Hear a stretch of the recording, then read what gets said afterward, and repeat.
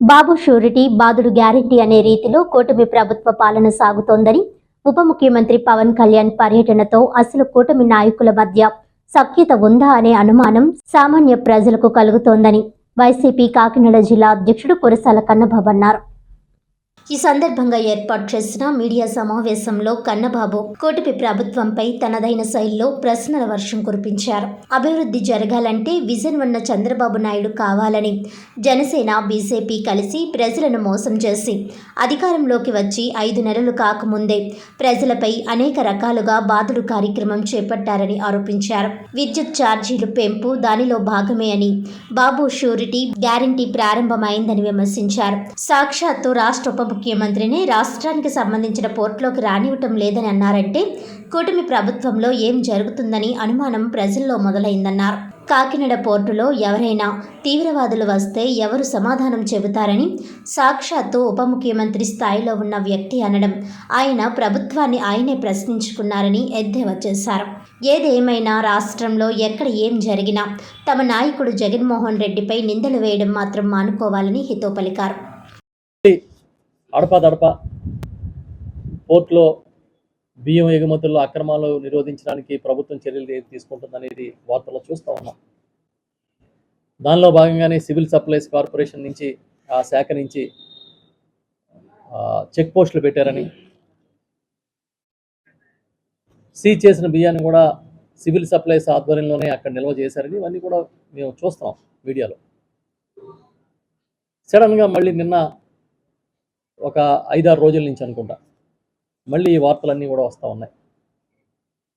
అందులో civil supplies corporation చైర్మన్గా ఉన్న తోట సుధీర్ గారు కొన్ని లారీలు బియ్యం అక్రమ బియ్యాన్ని పీడిఎస్ బియ్యాన్ని పట్టుకున్నారని ఒక వార్త వచ్చింది.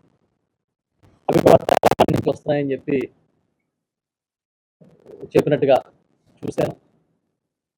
ఆ తర్వాత 4 రోజుల క్రితం అనుకుంటా 5 రోజుల క్రితం జిల్లా కలెక్టర్ గారు షణ్మోహన్ గారు కూడా వెళ్ళి స్వయంగా ఆ షిప్ లోడ్ చేస్తున్న షిప్ను కూడా పరిశీలించి ఆయనే అక్కడ ఆ బియ్యాన్ని 640 టన్నులు రేషన్ బియ్యం ఉన్నట్టుగా సేకరించినట్టు కూడా చూశాను. చాలా ఆశ్చర్యం ఏంటంటే ఈ 640 టన్నుల బియ్యం civil supplies department already Nadendla Manohar గారి ఆధ్వర్యంలో, మంత్రి గారి ఆధ్వర్యంలో సీజ్ చేసిన బియ్యమే అని చెప్పారు. అది ఆశ్చర్యం. అంటే ఏంటి అర్థం? సివిల్ సప్లైస్ కార్పొరేషన్ అంటే రాష్ట్ర ప్రభుత్వం స్వాధీనం చేసుకున్న బియ్యాన్ని మళ్ళీ విడుదల చేస్తే మళ్ళీ అదే బియ్యాన్ని విదేశాలకు ఎగుమతి చేసే అవకాశాన్ని కూడా ప్రభుత్వం కల్పించేందుకు మార్గాల్ని ఇచ్చింది అని కదా అర్థం. అంటే మెయిన్ ఇక్కడ మీరు అర్థం చేసుకోవాల్సింది ఏంటంటే మనం అందరం కూడా సీజ్ చేసిన బియ్యాన్ని బ్యాంక్ గ్యారంటీ ఇచ్చి రిలీజ్ చేసుకున్నారు అంటున్నారు. అంటే అర్థం ఏంటి? బ్యాంక్ గ్యారంటీ ఇచ్చి రిలీజ్ చేయడం అంటే ఒక నేరస్తుడు, ఒక అభియోగం ఉన్న వ్యక్తికో బెయిల్ ఇవ్వడం లాంటిది. ఒక నేరస్తుడిని లేదనంటే ఒక నేరారోపణ ఉన్న వ్యక్తికి బెయిల్ ఇస్తే ఏం చెప్తారు? షరతులు ఇస్తారు బెయిల్లో. ఇదిగో ఈయన రోజు వచ్చి పోలీస్ స్టేషన్లో సంతకం పెట్టాలి, లేకపోతే ఈయన విదేశాలకు వెళ్ళకూడదనో షరతులు ఇస్తారు. అట్లాగే బియ్యాన్ని రిలీజ్ చేసినప్పుడు కూడా సివిల్ సప్లై డిపార్ట్మెంట్ షరతులు పెట్టింది.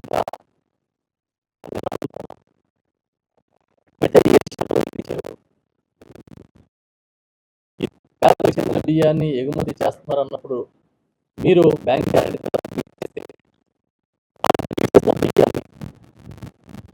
ఎక్కడికన్నా ఎక్స్పోర్ట్ చేయడానికి ఎలా అవకాశం ఉంటుంది?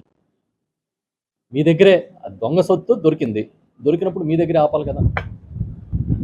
ఎందుకు ఆపలేదు? ఆపకుండా అదే బియ్యాన్ని మళ్ళీ ఎక్స్పోర్ట్ చేస్తూ ఉంటే మళ్ళీ వెళ్ళి అక్కడ రైడ్ చేసి పట్టుకోవడం ఏంటి? అంటే ఎక్కడుంది?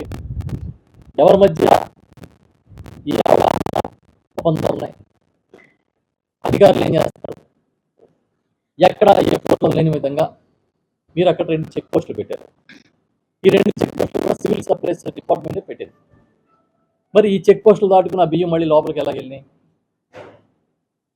అసలు గొడవల నుంచి రిలీజ్ చేసినప్పుడు దీనికి ఉన్న షరతులు ఏంటి? ఇవన్నీ మేము అడుగుతూ ఉన్నాం. అంటే పకడ్బందీగా సిస్టమ్ని రూపొందించకపోవడం వల్ల మళ్ళీ ఇది జరిగింది. నేనేం చెప్తా ఉన్నానంటే, ఓకే, కలెక్టర్ గారు ఇచ్చిన నివేదిక ఏంటి? ఆయన షిప్లోకి వెళ్ళి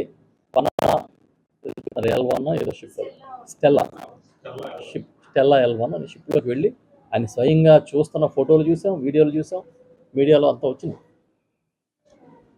మరి ఆయన వెళ్ళగా డిప్యూటీ సీఎంని ఎలా ఆపారు?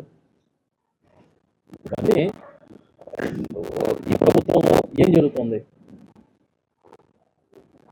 సివిల్ సర్వీస్ డిపార్ట్మెంట్ పకడ్బందీగా పనిచేస్తే లూప్ హోల్స్ లేకుండా ముందుకి ఈ వ్యవస్థను తీసుకెళ్ళి ఉంటే, ఎందుకంటే ఆల్రెడీ చెక్ పోస్టులు పెట్టారు, ఆ సరుకుని స్వాధీనం చేసుకున్నారు. ఇవన్నీ ఎందుకు జరగవు? ఇప్పటికీ రేషన్ బియ్యం దందా జరుగుతుందనేది చాలా పత్రికలు, ప్రముఖమైన పత్రికలు అన్నింటిలో వస్తుంది. ఇవాళ పేపర్లు చూస్తే షాక్ కొట్టింది అందరికీ. అందులో ఎవరో అతీతం కాదు, తెల్ల కార్డు ఉన్నా, గులాబీ రంగు కార్డు ఉన్నా, ఇన్కమ్ ట్యాక్స్ పేర్ అయినా చంద్రబాబు దెబ్బ ప్రతి ఒక్కరి మీద పడుతుంది. బాబు షూరిటీ, బాధుడు గ్యారంటీ. ఇందులో ఏమి అసలు ఆడు లేడు, ఈడు లేడు, ఎక్కడ ఏ తారతమ్యం లేదు, అందరినీ సమానంగా చూస్తున్నాడు ఆయన. వచ్చిన 5 నెలల్లో 15,485,36 రూపాయలు విద్యుత్ భారం వేసాడు ఆయన, ఛార్జీల భారం, ఛార్జెస్గా కానీ లేకపోతే ఇతర వడ్డనలు కానీ అన్నీ చూస్తే 15,000 కోట్లు 5 నెలల్లో. సంపదలు సృష్టిస్తాను అంటే, అయ్యో అధికారంలో ఉన్నప్పుడు మేము ఎమ్మెల్యేలుగా ఉన్నాం, మంత్రులుగా ఉన్నాం, సంపద సృష్టించడం మా చేత కాలేదని చాలాసార్లు మేము కూడా అనుకున్నాం. కానీ ఈ రకమైన సంపద అయితే జగన్మోహన్ రెడ్డి గారి ప్రభుత్వం ఎప్పటికీ సృష్టించదు, ప్రజల మీద భారం వేసి. ఏకంగా 15,000 కోట్లు చిల్లర. పైగా ఏం చెప్తున్నారు? జగన్ గారి వాళ్ళంట. అంటే ఇంక దేనికైనా ఏదో అన్నిటికీ జండు తిలాస్మిత్ అన్నట్టుగా మొత్తం ఎందుకురా పనిచేస్తాడితే జగన్ గారి వల్ల, ఇంక అన్నిటికీ ఆయనే. పాపం నిన్న ఆయన చెప్పారు, డిప్యూటీ సీఎం గారు ఆవేదనతో, ఫీజు రింబర్స్మెంట్ డబ్బులు లేవు, పొత్తులు పెంచడం డబ్బులు లేవు అని. ఇవాళ చూస్తే తెల్లారి చూస్తే ఇగో విద్యుత్ ఛార్జీలు ఫుల్ బాధేశాడు చంద్రబాబు గారు.